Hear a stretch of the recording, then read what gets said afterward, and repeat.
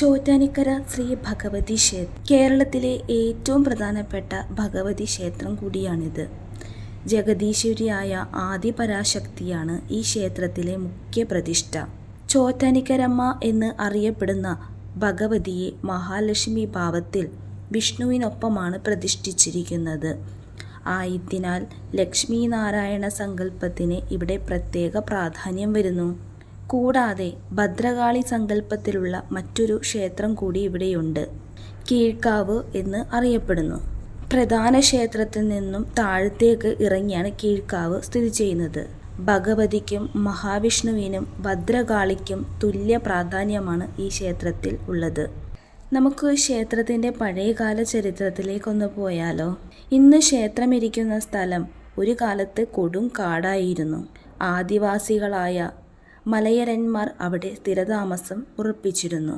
മൃഗങ്ങളെ വേട്ടയാടിയും കായിനങ്ങൾ പറിച്ചും ജീവിതം കഴിച്ചിരുന്ന അവർ തങ്ങളുടേതായ രീതിയിൽ ആദിപരാശക്തിയെ ആരാധിച്ചു വരികയായിരുന്നു. ആ സമയത്ത് അവരുടെ നേതാവായിരുന്ന കണ്ണപ്പൻ എന്നൊരു ആളു അവിടെ ഉണ്ടായിരുന്നു. അതിദുഷ്ടനും ക്രൂരനുമായിരുന്ന കണ്ണപ്പൻ്റെ വിനോദം അടുത്ത ഗ്രാമങ്ങളിൽ പോയി പശുക്കളെ മോഷ്ടിച്ചു കൊണ്ടുവരിക എന്നുള്ളതായിരുന്നു. മാത്രവുമല്ല, അവയിൽ ഏറ്റവും ലക്ഷണമൊത്ത ഒന്നിനെ അയാൾ കാളിക്ക് ബലി കൊടുക്കുകയും അതിൻ്റെ മാംസം അനുചരന്മാർക്ക് വീതിച്ചു കൊടുക്കുകയും ചെയ്തു. അയാൾക്ക് അപ്പോൾ സ്വന്തമെന്ന് പറയാൻ ഒരു മകൾ മാത്രമേ ഉണ്ടായിരുന്നുള്ളൂ. ഭാര്യ നേരത്തെ മരിക്കുകയും ചെയ്തിരുന്നു. അവളെ അയാൾ മനസ്സ് തുറന്ന് സ്നേഹിക്കുകയും ചെയ്തു. തൻ്റെ അച്ഛൻ നടത്തുന്ന മൃഗബലിയെ മനസ്സുകൊണ്ട് എതിർത്തിരുന്നുവെങ്കിലും ഉഗ്രപ്രതാപിയായ അച്ഛനോട് അതിനെപ്പറ്റി സംസാരിക്കുവാൻ അവൾക്ക് ധൈര്യമുണ്ടായിരുന്നില്ല. ഒരു ദിവസം ഇവരുടെ കുടിലേക്ക് ഒരു പശു കടന്നു വന്നു. അതീവ തേജസ്സോടുകൂടിയ ഒരു പശുവായിരുന്നു.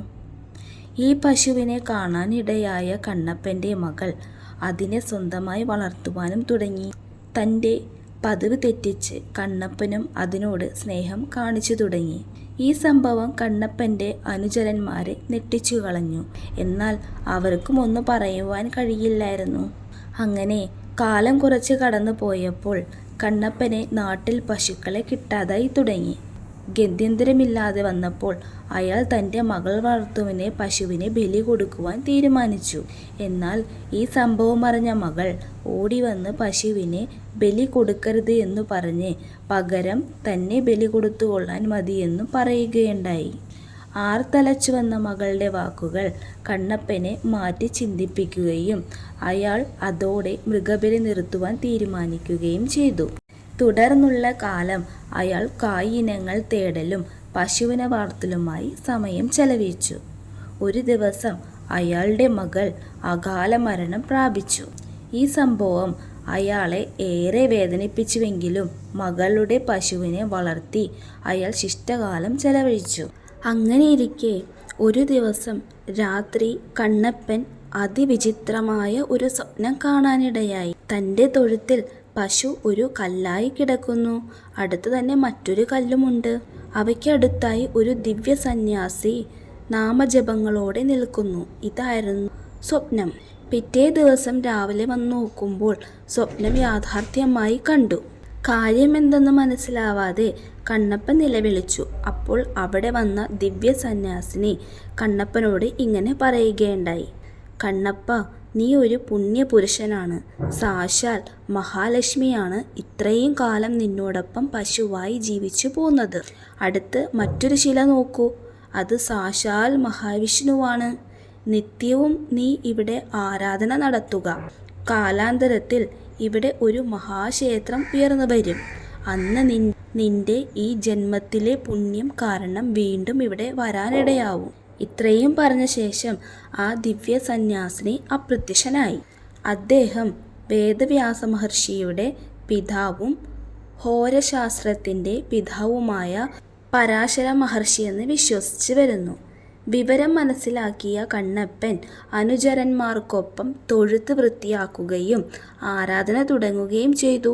തുടർന്നുള്ള കാലം മുഴുവൻ അവർ ഭക്തിപൂർവ്വം പൂജകൾ നടത്തിപ്പോന്നു.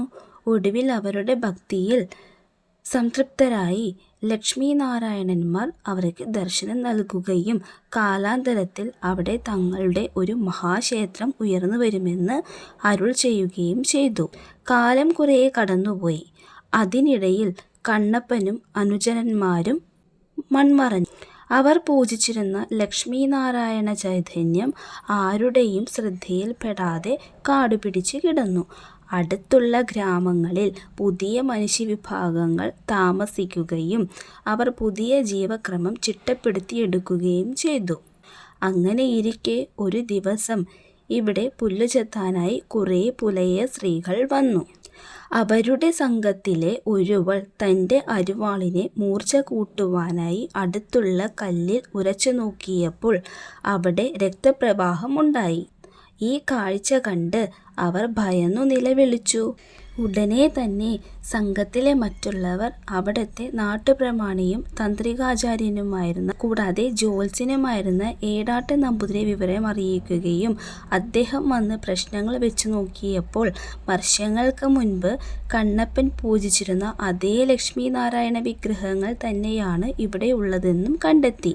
അപ്പോൾ തന്നെ നമ്പൂതിരി ഒരു ചിരട്ടയിൽ നിവേദ്യം സമർപ്പിക്കുകയും ചെയ്തു. ഇതുമൂലം ഇന്നും രാവിലത്തെ നിവേദ്യം ചിരട്ടയിലാണ് നൽകുന്നത്.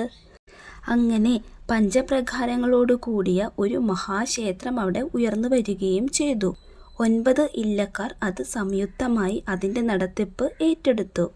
ഏടാട് നമ്പൂതിരിയായിരുന്നു ശാന്തിക്കാരൻ. ആ ക്ഷേത്രമാണ് ഇന്ന് പ്രസിദ്ധമായ ചോറ്റാനിക്കര ഭഗവതി ക്ഷേത്രം. ഇന്ന് ചോറ്റാനിക്കര അമ്മയുടെ ശ്രീകോവിൽ സ്ഥിതി ചെയ്യുന്ന സ്ഥലമായിരുന്നു കണ്ണപ്പൻ്റെ കുടിൽ നിന്നിരുന്ന സ്ഥലം.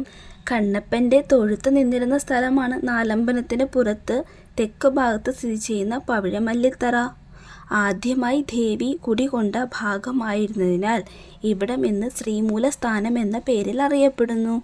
ഇവിടെ കുടികൊണ്ട വിഗ്രഹങ്ങൾ കാലാന്തരത്തിൽ വടക്കോട്ട് മാറുകയായിരുന്നു എന്നാണ് കഥ. കണ്ണപ്പൻ്റെ ഗുരുതിത്തറയായിരുന്നു ഇന്നത്തെ കീഴ്ക്കാവ് ക്ഷേത്രം.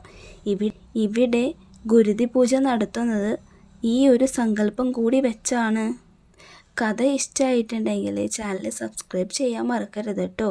ഇതുപോലുള്ള നല്ല വീഡിയോസായി ഇനിയും ഞാൻ വരുന്നതായിരിക്കും. അപ്പോൾ എന്തായാലും ടാറ്റാ.